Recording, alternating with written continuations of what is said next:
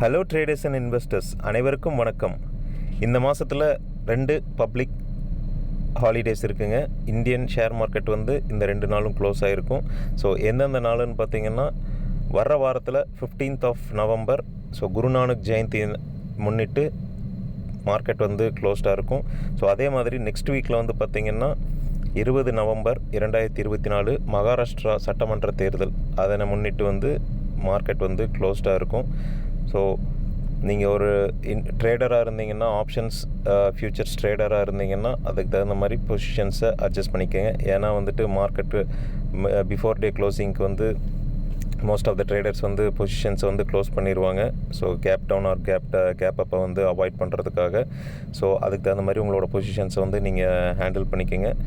அதே மாதிரி உங்களோட ப்ராஃபிட் புக்கிங் ஆர் ஷேர்ஸை வந்து நீங்கள் வந்து விற்கிறதுக்கு பிளான் பண்ணியிருந்தீங்கன்னா, இந்த 2 டேட்ஸ் வந்து ஹாலிடேஸ் அப்படிங்கிறதையும் நீங்கள் மனசில் வச்சுக்கிட்டு நீங்கள் வந்து பிளான் பண்ணிக்கோங்க ஸ்டாக்ஸ் இன்வெஸ்ட்மெண்ட்டுக்கு.